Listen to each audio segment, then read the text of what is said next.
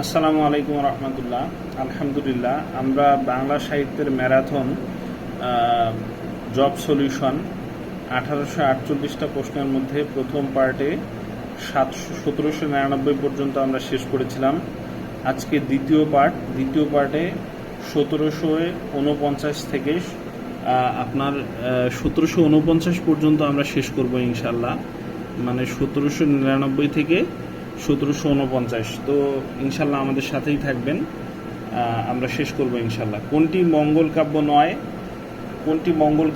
বাসুলি মঙ্গল। কোনটি মঙ্গল কাব্য নয়? বাসুলি মঙ্গল। কোনটি মঙ্গল কাব্য নয়? বাসুলি মঙ্গল। তাহলে মঙ্গল কাব্য কোনগুলো? চণ্ডী মঙ্গল, মুসলমান মঙ্গল, কালিকা মঙ্গল। তাহলে মঙ্গল কাব্য হলো চণ্ডী মঙ্গল, মুসলমান মঙ্গল, কালিকা মঙ্গল। মঙ্গল কাব্য হলো চণ্ডী মঙ্গল, মুসলমান মঙ্গল, কালিকা মঙ্গল। তাহলে মঙ্গল কাব্য নয় হলো বাসুলি মঙ্গল।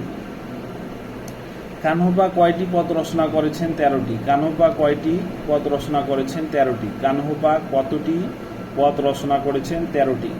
বঙ্গভাষা ও সাহিত্য নামের বইটির লেখককে দীনেশচন্দ্র সেন। বঙ্গভাষা ও সাহিত্য নামের বইটির লেখককে দীনেশচন্দ্র সেন। বঙ্গভাষা ও সাহিত্য নামের বইটির লেখককে দীনেশচন্দ্র সেন। কল্লোল পত্রিকার প্রকাশ সাল কত? 1923। কল্লোল পত্রিকার প্রকাশ সাল কত? 1923। কল্লোল পত্রিকার প্রকাশ সাল কত? 1923। মধুসূদন দত্তের সার্ধশত জন্মবার্ষিকী কত সালে উদযাপিত হয়? 1974 সালে। মধুসূদন দত্তের সার্ধশত জন্মবার্ষিকী কত সালে উদযাপিত হয়? 1974 সালে। মধুসূদন দত্তের সার্ধশত জন্মবার্ষিকী কবে উদযাপিত হয়? 1974 সালে। এখানে সার্ধশত কথাটার অর্থ হলো 150 বছর। মহাকবি মাইকেল মধুসূদন দত্ত 1824 সালের 25শে জানুয়ারি জন্মগ্রহণ করেন। তারিখটা ইম্পর্টেন্ট না, কিন্তু 1824 সাল এইটা কিন্তু ইম্পর্টেন্ট। তো তারপরে 150 বছর পর, অর্থাৎ সেই হিসেবে তার সার্ধশত বা 150তম জন্মবার্ষিকী পূর্ণ হয় 1974 সালে। অর্থাৎ 1824-এর সাথে যদি আপনি 150 বছর যোগ করেন তাহলে 1974 পাবেন। আচ্ছা, তারপরে প্রশ্ন হলো জসীমউদ্দীন রচিত গ্রন্থ কোনটি? ঠাকুরবাড়ির আঙ্গিনায়। জসীমউদ্দীন রচিত গ্রন্থ কোনটি? ঠাকুরবাড়ির আঙ্গিনায়। জসীমউদ্দীন রচিত গ্রন্থ কোনটি? ঠাকুরবাড়ির আঙ্গিনায়। মুনির চৌধুরীর কবর নাটক গ্রন্থাকারে প্রকাশিত হয় কত সালে? 1966 সালে।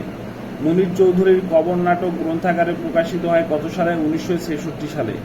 মুনির চৌধুরীর কবর নাটক গ্রন্থাকারে প্রকাশিত হয় কত সালে? 1966 সালে। রোমাঞ্সমূলক প্রণয় উপাখ্যান ধারার কাব্য নয় কোনটি? শ্রীকৃষ্ণ কীর্তন। রোমাঞ্সমূলক প্রণয় উপাখ্যান ধারার কাব্য নয় কোনটি? শ্রীকৃষ্ণ কীর্তন। রোমাঞ্সমূলক প্রণয় উপাখ্যান ধারার কাব্য নয় কোনটি? শ্রীকৃষ্ণ কীর্তন। তাহলে শ্রীকৃষ্ণ কীর্তন কি? আচ্ছা, রোমাঞ্সমূলক প্রণয় উপাখ্যান ধারার কাব্য নয় শ্রীকৃষ্ণ কীর্তন। বাংলা সাহিত্যের মধ্যযুগের প্রথম কাব্য হিসেবে শ্রীকৃষ্ণ কীর্তন স্বীকৃত। এটা হলো প্রথম কাব্য হিসেবে স্বীকৃত শ্রীকৃষ্ণ কীর্তন। ঠিক আছে। আর রোমান্টিক প্রণয় উপাখ্যান অনুবাদের সাহিত্যসমূহ হলো ইউসুফ জুলেখা, লাইলি মজনু, মধুমালতী, গুলে বকাওলি, চন্দ্রাবতী, পদ্মাবতী, সতী ময়না, লোর চন্দ্রানী। তাহলে রোমান্টিক প্রণয় উপাখ্যান যদি আসে তাহলে রোমান্টিক প্রণয় উপাখ্যান কোনগুলো? ইউসুফ জুলেখা, লাইলি মজনু, মধুমালতী, গুলে বকাওলি, চন্দ্রাবতী, পদ্মাবতী, সতী ময়না, লোর চন্দ্রানী ইত্যাদি। তাহলে শ্রীকৃষ্ণ কীর্তন কিন্তু বাংলা সাহিত্যের মধ্যযুগের প্রথম কাব্য হিসেবে বিবেচিত। এটা কিন্তু প্রণয় উপাখ্যান নয়। মূলত রাধাকৃষ্ণের যে প্রেমলীলা সেটা এই কাব্যের মধ্যে বরু চণ্ডীদাস দেখিয়েছেন। এটি প্রণয় উপাখ্যান নয়, মাথায় রাখবেন। আচ্ছা, তারপরের যে প্রশ্নটা, মুক্তিযুদ্ধ ভিত্তিক রচনা কোনটি? জাহান্নম হইতে বিদায়। মুক্তিযুদ্ধ ভিত্তিক রচনা কোনটি? জাহান্নম হইতে বিদায়। মুক্তিযুদ্ধ ভিত্তিক রচনা কোনটি? জাহান্নম হইতে বিদায়। এই জাহান্নম হইতে বিদায় বাংলাদেশের মুক্তিযুদ্ধের বছরে রচিত এবং প্রকাশিত। অর্থাৎ 1971 সালে জাহান্নাম হইতে বিদায় এই উপন্যাসটা এটা রচিত হয়। এই উপন্যাসের লেখক হলো শওকত ওসমান। শওকত ওসমানের জাহান্নাম হইতে বিদায় অবশ্যই মনে রাখবেন, খুবই ইম্পর্টেন্ট। মুক্তিযুদ্ধ ভিত্তিক রচনা জাহান্নাম হইতে বিদায় 1971 সালে শওকত ওসমান এটা মুক্তিযুদ্ধ চলাকালীন সময়ে লিখেছেন। সাঁওতাল বিদ্রোহের পরিপ্রেক্ষিতে রচিত উপন্যাস অরণ্যবহ্নি। সাঁওতাল বিদ্রোহের পরিপ্রেক্ষিতে রচিত উপন্যাস অরণ্যবহ্নি। সাঁওতাল বিদ্রোহের পরিপ্রেক্ষিতে রচিত উপন্যাস অরণ্যবহ্নি। এটার লেখককে, এটার লেখক হলো তারাশঙ্কর বন্দ্যোপাধ্যায়। তারাশঙ্কর বন্দ্যোপাধ্যায় অরণ্যবহ্নি উপন্যাসটি 1855 থেকে 1856 সালে সাঁওতাল বিদ্রোহের পটভূমিতে লিখেছেন। সালটা ইম্পর্টেন্ট না, কিন্তু তারাশঙ্কর বন্দ্যোপাধ্যায় এর অরণ্যবহ্নি এটা কিন্তু ইম্পর্টেন্ট। অর্থাৎ সাঁওতাল বিদ্রোহের পরিপ্রেক্ষিতে রচিত উপন্যাস হল অরণ্যবহ্নি, এটার লেখক হলেন তারাশঙ্কর বন্দ্যোপাধ্যায়। আবুল ফজল রচিত রেখাচিত্র কি ধরনের রচনা? আত্মজীবনী। আবুল ফজল রচিত রেখাচিত্র কি ধরনের রচনা? আত্মজীবনী। আবুল ফজল রচিত রেখাচিত্র কি ধরনের রচনা? আত্মজীবনী। ঠিক আছে, তাহলে আবুল ফজলের আত্মজীবনী, এটা আত্মজীবনীর নাম হলো রেখাচিত্র। নামটা কিন্তু একটু ব্যতিক্রম। লোক লোকান্তরের কবি আল মাহমুদ। লোক লোকান্তরের কবি আল মাহমুদ। লোক লোকান্তরের কবি আল মাহমুদ। অগ্নিবীণা কাব্যের দ্বিতীয় খণ্ড হিসেবে পরিচিত কোনটি? বিষের বাসী। অগ্নিবীণা কাব্যের দ্বিতীয় খণ্ড হিসেবে পরিচিত কোনটি? বিষের বাসী। অগ্নিবীণা কাব্যের দ্বিতীয় খণ্ড হিসেবে পরিচিত কোনটি? বিষের বাসী। এইগুলো কিন্তু কাজী নজরুল ইসলামের কাব্যগ্রন্থ। বিষের বাসী এটা কাজী নজরুল ইসলামের। আর অগ্নিবীণা কিন্তু, অগ্নিবীণা 1922 কাব্যের দ্বিতীয় খণ্ড হিসেবে বিষের বাসী লিখিত ও সর্বজন বিদিত। অর্থাৎ অগ্নিবীণা কিন্তু 1922 সালে আপনার গ্রন্থাকারে, কাব্যগ্রন্থ আকারে প্রকাশিত হয়। এর দ্বিতীয় খণ্ড হলো বিষের বাসী, এটা সবাই মনে করে আর কি। অগ্নিবীণা কাব্যগ্রন্থের সংকলিত প্রথম কবিতা কোনটি? প্রলয় উল্লাস। অগ্নিবীণা কাব্যগ্রন্থের সংকলিত প্রথম কবিতা কোনটি? প্রলয় উল্লাস। অগ্নিবীণা কাব্যগ্রন্থে সংকলিত প্রথম কবিতা প্রলয় উল্লাস। কোন কবি ধর্মমঙ্গল কাব্যের প্রণেতা? রূপরাম চক্রবর্তী। কোন কবি ধর্মমঙ্গল কাব্যের প্রণেতা? রূপরাম চক্রবর্তী। কোন কবি ধর্মমঙ্গল কাব্যের প্রণেতা? রূপরাম চক্রবর্তী। চর্যাপদের পদ সংখ্যা কতগুলি? 51টি। চর্যাপদের পদ সংখ্যা কতগুলি? 51টি। চর্যাপদের পদ সংখ্যা কতগুলি? 51টি। তাহলে এই 51টি পদ, এটার মত দিয়েছেন কিন্তু সুকুমার সেন। সুকুমার সেন বলেছেন যে চর্যাপদের পদ সংখ্যা বা গান সংখ্যা হলো 51টি, কিন্তু শহীদুল্লাহ, ডক্টর মোহাম্মদ শহীদুল্লাহ, উনি বলেছেন চর্যাপদের পদ সংখ্যা 50টি। হ্যাঁ, তাহলে 51টি অথবা 50টি, যদি দুইটাই অপশনে থাকে তাহলে 51টি এটাই কিন্তু বেশি গ্রহণযোগ্য। এই অপশনটাই দেওয়ার চেষ্টা করবেন। ডক্টর মোহাম্মদ শহীদুল্লাহর মতে 50টি। আর এখানে যে পদকর্তা আছে, সেই পদকর্তার বিষয়টা হলো, ডক্টর মোহাম্মদ শহীদুল্লাহ বলেছেন যে পদকর্তা 23 জন, আর সুকুমার সেন বলেছেন 24 জন। সুতরাং একটু সাবধানে দাগাবেন এগুলো। আচ্ছা, বাংলা সাহিত্যের কালকুট নামে পরিচিত কোন লেখক? সমরেশ বসু। বাংলা সাহিত্যের কালকুট নামে পরিচিত কোন লেখক? সমরেশ বসু। বাংলা সাহিত্যের কালকুট নামে পরিচিত হলো সমরেশ বসু। সমরেশ বসুর খুব বিখ্যাত একটা গ্রন্থ আছে, আমি পড়েছিলাম অনেক আগে, আপনারা চাইলে পড়তে পারেন। আমি বইটা দেখিয়ে দিচ্ছি, কালপুরুষ। হ্যাঁ, এই যে কালপুরুষ, সমরেশ মজুমদার, এই বইটা আপনারা পড়তে পারেন ইনশাল্লাহ। তাহলে এই কালকুট, বাংলা সাহিত্যের কালকুট নামে পরিচিত কোন লেখক? এটা হলো সমরেশ বসু।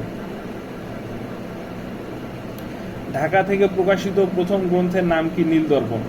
ঢাকা থেকে প্রকাশিত প্রথম গ্রন্থের নাম কি? নীলদর্পণ। ঢাকা থেকে প্রকাশিত প্রথম গ্রন্থের নাম কি? নীলদর্পণ। জসিমউদ্দিনের প্রথম প্রকাশিত কাব্যগ্রন্থ কোনটি? রাখালি। জসিমউদ্দিনের প্রথম প্রকাশিত কাব্যগ্রন্থ কোনটি? রাখালি। জসিমউদ্দিনের প্রথম প্রকাশিত কাব্যগ্রন্থ কোনটি? রাখালি। এই নীলদর্পণ নাটকটা সম্পর্কে একটু বলি। নীলদর্পণ নাটকটা কিন্তু খুবই ইম্পর্টেন্ট। এটা লিখেছেন দীনবন্ধু মিত্র, এই দীনবন্ধু মিত্রের প্রথম এবং সর্বশ্রেষ্ঠ নাটক হলো নীলদর্পণ। এটি বাংলা সাহিত্যের একটা বিখ্যাত নাটক। কিন্তু 1860 সালে নাটকটি প্রথম ঢাকা থেকে প্রকাশিত হয়। এই সালটা মনে রাখবেন, 1860 সালে নীলদর্পণ নাটকটা ঢাকা থেকে প্রকাশিত হয়। এটি ঢাকা থেকে প্রকাশিত প্রথম নাটক এবং নাটকটি ঢাকায় প্রথম মঞ্চস্থ হয়। এর নেটিভ, এটাও ইম্পর্টেন্ট, এর নেটিভ ছদ্মনামে মাইকেল মধুসূদন দত্ত এর ইংরেজি অনুবাদ করেন। অনুবাদটি আবার 1861 সালে Nildarpan or the indigo planting mirror নামে প্রকাশিত হয়।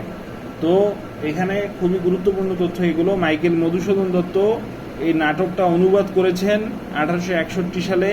এই অনুবাদটা প্রকাশিত হয় Nildarpan or the indigo planting mirror এই নামে। আর ছদ্মবেশে লিখেছিলেন মাইকেল মধুসূদন দত্ত এর নেটিভ ছদ্মনামে। আর 1860 সালে দীনবন্ধু মিত্র প্রথম নীলদর্পণ নাটকটা রচনা করেন, যা ঢাকা থেকে প্রকাশিত হয় এবং ঢাকায় এটি প্রথম মঞ্চস্থ হয়েছিল। আচ্ছা, গ্রিস ট্র্যাজেডি ইডিপাস বাংলায় কে অনুবাদ করেন?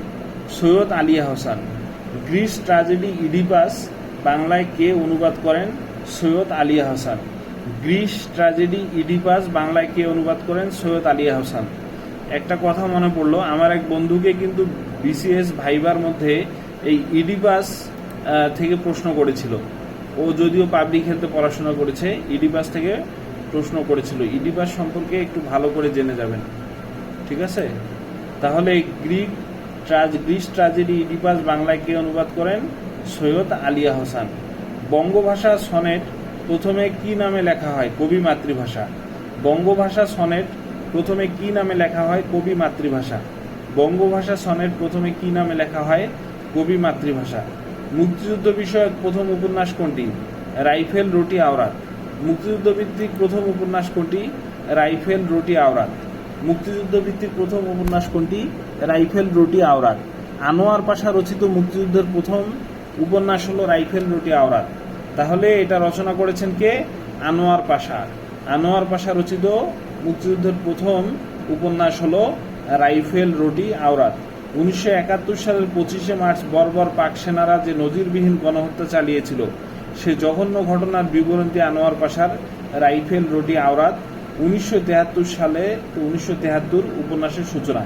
অর্থাৎ এটা 1973 সালে প্রকাশিত হয়েছে, কিন্তু প্রথম 1971 সালের প্রথম মুক্তিযুদ্ধভিত্তিক প্রথম উপন্যাস হলো রাইফেল রুটি আওরাত।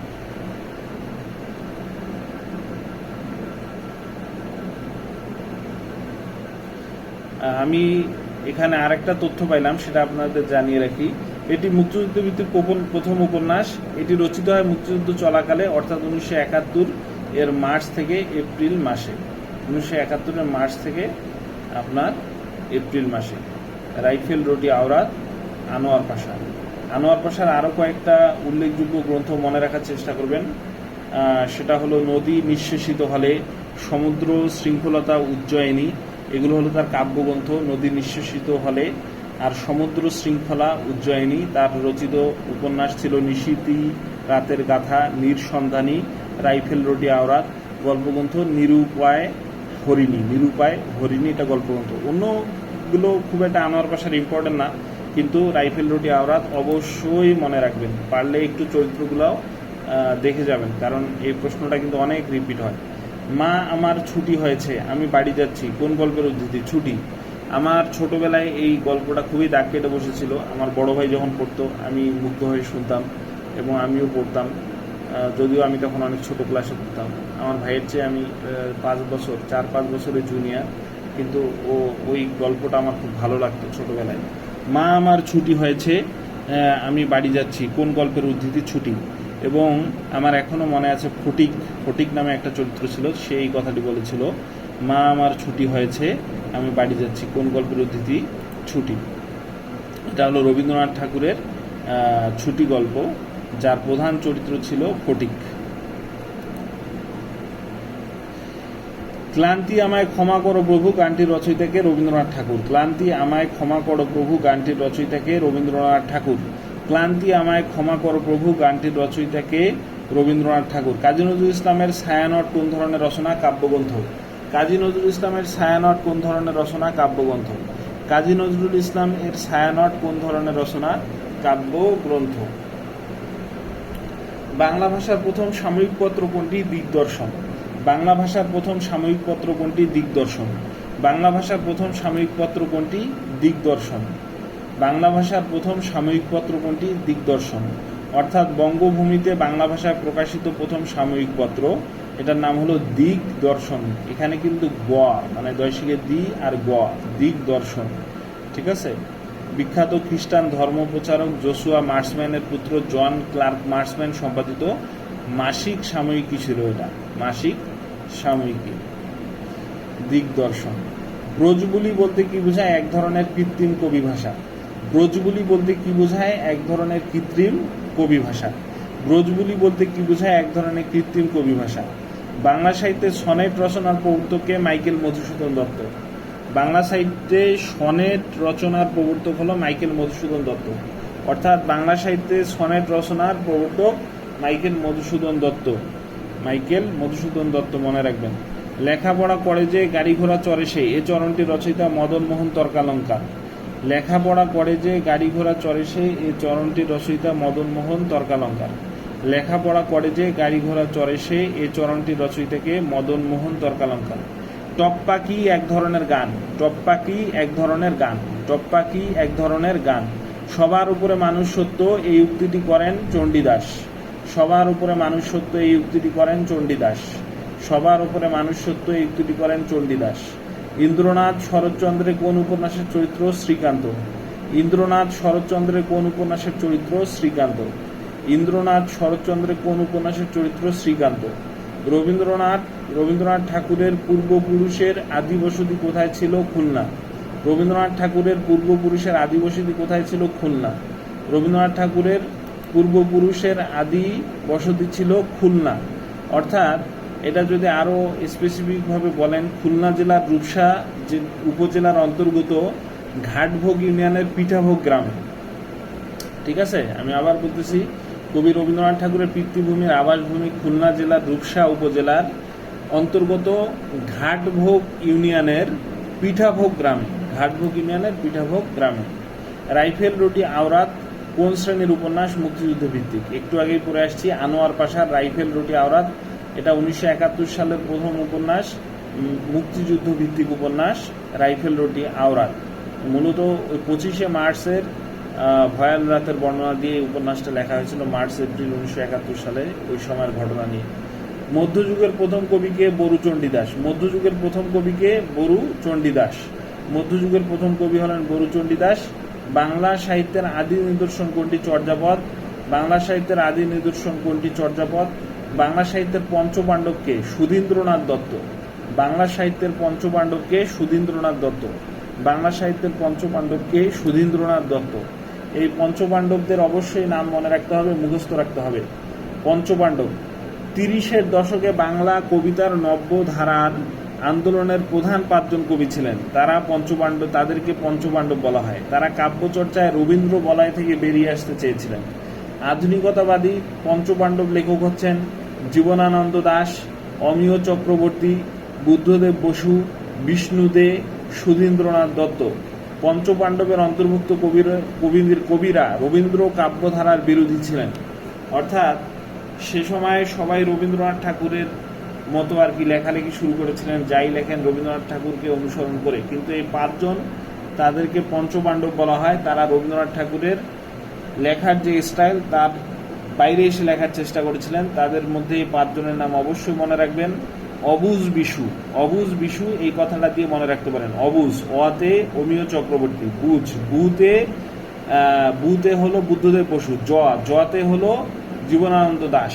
তাহলে অবুজ বিশু, বিতে হলো বিষ্ণু দে, আর সুতে হলো সুধীন্দ্রনাথ দত্ত। আমি আবার বলছি, অবুজ বিশু, এই ছোট টেকনিক দিয়ে মনে রাখবেন। অবুজ বিশু, অতে অমিয় চক্রবর্তী, বুতে বুদ্ধদেব বসু, জতে জীবনানন্দ দাশ, বিতে বিশু, বিতে বিষ্ণু দে, আর সুতে সুধীন্দ্রনাথ দত্ত। অবুজ বিশু, এরা হলো পঞ্চপাণ্ডব 5 জন। কোনটি নজরুলের লেখা নয়? গীতাঞ্জলি। গীতাঞ্জলি রবীন্দ্রনাথের লেখা, এটা আমরা সবাই জানি, এবং এটার জন্য কিন্তু রবীন্দ্রনাথ ঠাকুর নোবেল পুরস্কার পেয়েছেন। যদিও গীতাঞ্জলির জন্য না, গীতাঞ্জলির ইংরেজি অনুবাদ সং অফারিংস যেটা 1912 সালে অনুবাদ করা হয়, এবং এই সং অফারিংসের ভূমিকা লিখেছিলেন ডাব্লিউ.বি. ইয়েটস, ইংরেজ কবি। এই ডাব্লিউ.বি. ইয়েটসও পরবর্তীতে নোবেল পুরস্কার পান। এই সং অফারিংস এটার জন্য রবীন্দ্রনাথ ঠাকুর নোবেল পুরস্কার পান। রবীন্দ্রনাথ ঠাকুর এটার জন্য নোবেল পুরস্কার পেয়েছেন কিন্তু 1913 সালে, প্রকাশিত হয়েছিল 1910 সালে। আর একটা বিষয় হলো, অনেকেই মনে করেন গীতাঞ্জলি এটা অনুবাদ করেছেন ডাব্লিউ.বি. ইয়েটস। এটা সত্য নয়, ডাব্লিউ.বি. ইয়েটস শুধু ভূমিকাটা লিখে দিয়েছিলেন, এটা অনুবাদ রবীন্দ্রনাথ নিজেই করেছিলেন। বর্ণপরিচয়ের লেখককে ঈশ্বরচন্দ্র বিদ্যাসাগর। বর্ণপরিচয়ের লেখককে ঈশ্বরচন্দ্র বিদ্যাসাগর। বর্ণপরিচয়ের লেখককে ঈশ্বরচন্দ্র বিদ্যাসাগর। পদ্মরাগ কার রচিত গ্রন্থ? বেগম রোকেয়া। পদ্মরাগ কার রচিত গ্রন্থ? বেগম রোকেয়া। পদ্মরাগ কার রচিত গ্রন্থ? বেগম রোকেয়া। বেগম রোকেয়ার বাড়ি কিন্তু রংপুর জেলার পায়রাবন্দ গ্রামে, মনে রাখবেন। আল মাহমুদের মুক্তিযুদ্ধ ভিত্তিক উপন্যাস কোনটি? মুক্তিযুদ্ধ ভিত্তিক উপন্যাস আল মাহমুদ। আল মাহমুদের মুক্তিযুদ্ধ ভিত্তিক উপন্যাস হলো আপনার, এখানে ওর সঠিক উত্তর ছিল না, এখানে কাবিলের বন ও উপমহাদেশ অপশনে একাধিক উত্তর থাকা প্রশ্নটি বাতিল করা হয়েছে। অর্থাৎ আল মাহমুদের কাবিলের বন উপন্যাস এটা মুক্তিযুদ্ধ ভিত্তিক, আবার উপমহাদেশ এটাও মুক্তিযুদ্ধ ভিত্তিক উপন্যাস। তাহলে কাবিলের বন উপমহাদেশ দুটাই মুক্তিযুদ্ধ ভিত্তিক উপন্যাস। গীতাঞ্জলি কার রচনা? রবীন্দ্রনাথ ঠাকুর, তা আমরা সবাই জানি। প্রভাবতী সম্ভাষণ কার রচনা? ঈশ্বরচন্দ্র বিদ্যাসাগর। প্রভাবতী সম্ভাষণ কার রচনা? ঈশ্বরচন্দ্র বিদ্যাসাগর। প্রভাবতী সম্ভাষণ কার রচনা? ঈশ্বরচন্দ্র বিদ্যাসাগর। এটা একটু মনে রাখার চেষ্টা করবেন। প্রভাবতী সম্ভাষণ এটা কার রচনা? ঈশ্বরচন্দ্র বিদ্যাসাগর। কার সম্পাদনায় সংবাদ প্রভাকর প্রথম প্রকাশিত হয়? সংবাদ প্রভাকর ঈশ্বরচন্দ্র গুপ্ত। কার সম্পাদনায় সংবাদ প্রভাকর প্রথম প্রকাশিত হয়? ঈশ্বরচন্দ্র গুপ্ত। কার সম্পাদনায় সংবাদ প্রভাকর প্রথম প্রকাশিত হয়? ঈশ্বরচন্দ্র গুপ্ত। নিচের কোনটি সঠিক? পথের দাবি উপন্যাস। নিচের কোনটি সঠিক? পথের দাবি উপন্যাস। নিচের কোনটি সঠিক? পথের দাবি উপন্যাস। অন্যান্য অপশন যেগুলো ছিল এগুলো দেখি একটু। আচ্ছা, পথের দাবি এটা ছিল উপন্যাস। ৭১-এর দিনগুলি এটা ছিল জাহানারা ইমাম রচিত দিনলিপি। ৭১-এর দিনগুলি এটা ছিল দিনলিপি। হ্যাঁ, আর পথের দাবি উপন্যাস এটা শরৎচন্দ্র চট্টোপাধ্যায়ের। পথের দাবি উপন্যাসটা ছিল শরৎচন্দ্র চট্টোপাধ্যায়ের। গোরা এটা উপন্যাস, এটা ছিল রবীন্দ্রনাথ ঠাকুরের গোরা। আর বিদ্রোহী এটা ছিল কবিতা কাজী নজরুল ইসলামের। অগ্নিবীণা কাব্যগ্রন্থের দ্বিতীয় কবিতা কিন্তু বিদ্রোহী। এটাও কিন্তু আসতে পারে যে অগ্নিবীণা কাব্যগ্রন্থের কততম কবিতা? বিদ্রোহী, দ্বিতীয় কবিতা। প্রথম কবিতা ছিল অগ্নিবীণার প্রথম কবিতা ছিল প্রলয় উল্লাস। এটা কিন্তু বিগত সালে এসেছে, প্রলয় উল্লাস। আচ্ছা, তারপরে আসতেছে মাইকেল মধুসূদন দত্তের দেশপ্রেমের প্রবল প্রকাশ ঘটেছে সনেটে। মাইকেল মধুসূদন দত্তের দেশপ্রেমের প্রবল প্রকাশ ঘটেছে সনেটে। মাইকেল মধুসূদন দত্তের দেশপ্রেমের প্রবল প্রকাশ ঘটেছে সনেটে। আপনারা সবাই জানেন যে বাংলা সাহিত্যে সনেটের প্রবর্তক হলো মাইকেল মধুসূদন দত্ত। মাইকেল মধুসূদন দত্তের দেশপ্রেমের প্রবল প্রকাশ ঘটেছে তার সনেটে বা চতুর্দশপদী কবিতাবলিতে, বিশেষ করে আপনার বঙ্গভাষা, কপোতাক্ষ নদ প্রভৃতি কবিতায় তার দেশপ্রেম প্রবলভাবে প্রকাশিত হয়। চতুর্দশপদী কবিতা বলে, অর্থাৎ সনেটে কিন্তু 14টা লাইন থাকে, অষ্টক এবং শতক। একটা হলো 8 ভাগে আর একটা হলো 6 ভাগে বিভক্ত থাকে। তার মাইকেল মধুসূদন দত্তের রচিত কাব্যগুলো আরো হলো তিলোত্তমা সম্ভব কাব্য, মেঘনাদ বধ কাব্য, ব্রজঙ্গনা কাব্য, বীরাঙ্গনা কাব্য। বীরাঙ্গনা কাব্যটা কিন্তু তার পত্র কাব্য। আর চতুর্দশপদী কবিতা বলি। আচ্ছা, পরের প্রশ্নে চলে যাই। মুসলিম রেনেসার কবি ফররুখ আহমেদ কোন জেলায় জন্মগ্রহণ করেন? মুসলিম রেনেসার কবি ফররুখ আহমেদ কোন জেলায় জন্মগ্রহণ করেন? মাগুরা। মুসলিম রেনেসার কবি ফররুখ আহমেদ কোন জেলায় জন্মগ্রহণ করেন? মাগুরা। মুসলিম রেনেসার কবি ফররুখ আহমেদ কোন জেলায় জন্মগ্রহণ করেন? মাগুরা। ফররুখ আহমেদ এবং আল মাহমুদ দুইজন কিন্তু এখন খুবই গুরুত্বপূর্ণ, অবশ্যই সবকিছু পড়ে ফেলতে হবে। মুক্তিযুদ্ধ ভিত্তিক গ্রন্থ কালো 25-এর আগে ও পরে এর লেখককে? আবুল আসাদ। মুক্তিযুদ্ধ ভিত্তিক গ্রন্থ কালো 25-এর আগে ও পরে এর লেখককে? আবুল আসাদ। মুক্তিযুদ্ধভিত্তিক গ্রন্থ কালো 25-এর আগে ও পরে এর লেখককে আবুল আসাদ। উদাসীন পথিকের মনের কথা কার রচিত গ্রন্থ? মীর মোশাররফ হোসেন। উদাসীন পথিকের মনের কথা কার রচিত গ্রন্থ? মীর মোশাররফ হোসেন। উদাসীন পথিকের মনের কথা কার রচিত গ্রন্থ? মীর মোশাররফ হোসেন। মীর মোশাররফ হোসেনের ব্যক্তিগত জীবনের পটভূমিতে স্বীয় পারিবারিক ইতিহাস ও সমসাময়িক বাস্তব ঘটনার চিত্র তুলে ধরেছেন এ গ্রন্থে। উদাসীন পথিকের মনের কথা। নিচের কোন পত্রিকা প্রথম সাপ্তাহিক এবং পরে দৈনিক ছিল? সংবাদ প্রভাকর। নিচের কোন পত্রিকা প্রথমে সাপ্তাহিক এবং পরে দৈনিক ছিল? সংবাদ প্রভাকর। তাহলে কোন পত্রিকাটি প্রথমে সাপ্তাহিক কিন্তু পরে দৈনিক ছিল? সংবাদ প্রভাকর। এই সংবাদ প্রভাকরের পত্রিকার প্রতিষ্ঠাতা সম্পাদক ছিলেন কিন্তু ঈশ্বরচন্দ্র গুপ্ত। পত্রিকাটি 1839 সালে বাংলা ভাষায় প্রথম দৈনিক পত্রিকা হিসেবে প্রকাশিত হয়। হ্যাঁ, প্রথমে এটা 1831 সালে সংবাদ প্রভাকর সাপ্তাহিক পত্রিকা হিসেবে প্রতিষ্ঠা লাভ করে। কিছুদিনের মধ্যে বন্ধ হয়ে যায়, কিন্তু 1836 সালে পুনর্বার ছাপা হয়। আর 1839 সালে বাংলা ভাষায় প্রথম দৈনিক পত্রিকা হিসেবে প্রকাশিত হয় সংবাদ প্রভাকর। তাহলে এখানে প্রশ্ন দেখেন, প্রশ্ন এভাবে আসতে পারে যে সংবাদ প্রভাকর পত্রিকার প্রতিষ্ঠাতা সম্পাদককে? ঈশ্বরচন্দ্র গুপ্ত। বিগত সালের প্রশ্ন এসেছিল। তারপরে 1831 সালে সংবাদ প্রভাকর পত্রিকা প্রথম সাপ্তাহিক হিসেবে প্রতিষ্ঠা লাভ করে। এটা আবার কিছুদিনের মধ্যে বন্ধ হয়ে গিয়ে 1836 সালে আবার ছাপা শুরু হয় এবং 1839 সাল এই সালে এসে প্রথম দৈনিক পত্রিকা হিসেবে প্রকাশিত হয়। তাহলে প্রথম সাপ্তাহিক পত্রিকাও সংবাদ প্রভাকর আর প্রথম দৈনিক পত্রিকাও কিন্তু আপনার সংবাদ প্রভাকর। আরেকটা পত্রিকার নাম একটু জেনে রাখতে হবে, দিগদর্শন। বঙ্গভূমিতে বাংলা ভাষায় প্রকাশিত প্রথম সাময়িকী পত্র, অর্থাৎ দিগদর্শন যে পত্রিকা ছিল এটি 1818 সালে এপ্রিল মাসে প্রকাশিত হয়। এটি কিন্তু মাসিক পত্রিকা। দিগদর্শন মনে রাখবেন, দিগদর্শন। আরও গুরুত্বপূর্ণ কিছু পত্রিকা আছে, যেমন কল্লোল। কল্লোল পত্রিকায় খুবই গুরুত্বপূর্ণ, অতি আধুনিক লেখক গোষ্ঠীর মুখপাত্র হিসেবে এই পত্রিকাটি 1923 সালে প্রথম প্রকাশিত হয়। কল্লোল পত্রিকা। হ্যাঁ, কলকাতা থেকে মাসিক কল্লোল পত্রিকা প্রকাশিত হয়েছিল। কলকাতা থেকে মাসিক কল্লোল পত্রিকা প্রকাশিত হয়েছিল। এই পত্রিকার প্রথম সম্পাদক ছিলেন দীনেশ রঞ্জন দাস এবং এই কল্লোল পত্রিকার নামে কিন্তু কল্লোল যুগ নামে একটা যুগ আছে। হ্যাঁ, যারা আধুনিক, তাহলে আধুনিক মনন চিন্তার যেসব লেখক তারা কিন্তু এই কল্লোল পত্রিকা লিখতেন। এটা প্রথম সম্পাদক ছিলেন দীনেশ রঞ্জন দাস। ঠিক আছে, তাহলে এই পর্যন্তই। আজকে আমরা পার্ট 2-তে 1749 পর্যন্ত চলে এসেছি। আমরা ইনশাল্লাহ ক্রমান্বয়ে পুরোটাই শেষ করব, প্রায় 2000 প্রশ্ন। সাথে থাকবেন ইনশাল্লাহ।